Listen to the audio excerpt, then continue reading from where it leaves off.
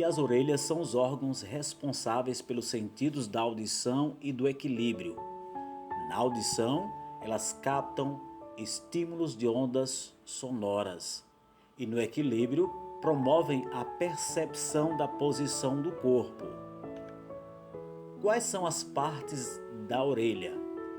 A orelha externa, ela é formada por pavilhão auditivo, meato acústico externo, que é o canal auditivo, e membrana timpânica. E a orelha média é formada pelos ossículos chamados martelo, bigorna e estribo, e tuba auditiva. E a orelha interna é formada pelo vestíbulo, canais semicirculares e cóclea. E o pavilhão auditivo, ele tem como função a coleta dos sons e ele os direciona ao canal auditivo. Também filtra os sons de modo a determinar a origem desses mesmos sons. E o meato acústico, também chamado canal auditivo, ele transmite sons da orelha para o tímpano. E o tímpano, ele transforma os sons em vibrações. E a cóclea, ela converte as ondas sonoras mecânicas em impulsos elétricos que são enviados para o cérebro. E o nervo coclear, ele transmite a informação auditiva lá para o cérebro. E o nervo vestibular, o que ele faz? Ele carrega informação sobre o equilíbrio para o cérebro. E os canais semicirculares, eles são 3 tubos ósseos interconectados. E tem mais, eles são cheios de líquido. Eles fazem parte do aparelho vestibular da orelha. E o martelo, a bigorna e o estribo são 3 em conjunto. Eles são ossículos e eles recebem as vibrações do tímpano e as conduz à orelha interna. E como ocorre o processo de captação dos sons? Primeiro, os sons são captados pelo pavilhão auditivo. Segundo, eles são conduzidos pelo meato acústico, que é o canal auditivo externo, até a membrana timpânica. E na terceira etapa, ao receber as ondas sonoras, a membrana timpânica vibra e transmite a vibração aos ossículos. Quarto, a vibração faz movimentar o líquido no interior da cóclea, estimulando as células sensitivas. E quanto ao equilíbrio? O sentido do equilíbrio está relacionado com os canais semicirculares e o vestíbulo. Os canais são preenchidos por um líquido. No sistema vestibular, há bolsas também preenchidos por líquido e por pequenos grãos, que são os estatocônios. Há cílios presentes nas paredes dessas estruturas, que são os canais e bolsas, que detectam o movimento do líquido no seu interior.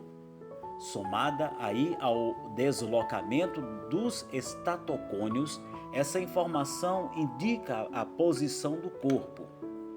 O equilíbrio, ele é essencial à nossa sobrevivência.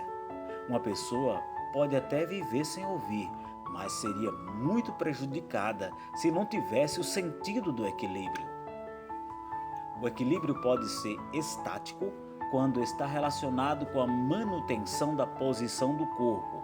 Ele pode ser dinâmico, manutenção da posição do corpo em resposta a movimentos repentinos do corpo. E o que falar sobre deficiência auditiva? Nesse sentido, é preciso respeitar as diferenças e essas diferenças são fundamentais. Vamos nos colocar no lugar do outro. Isso significa empatia. Quais são as causas mais frequentes da perda auditiva? Exposição ao ruído alto, hereditariedade, medicamentos, doenças, ferimentos na cabeça e envelhecimento natural. Tá aí 5 dicas para uma boa saúde auditiva. Ouça música com intensidade moderada. Use equipamentos de EPIs. Alimente-se de forma saudável. Pratique atividades físicas regularmente.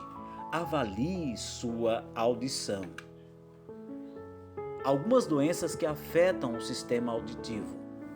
Labirintite, que é a inflamação do labirinto. Otites, é um processo inflamatório. Tumores, crescem no nervo vestibular. Doença de Meniere, deterioração gradual do sistema vestibular. Síndrome de Usher, de origem genética. Tinnitus, zoada nas orelhas, zumbido. Otosclerose, crescimento anormal dos ossos e afetando o estribo.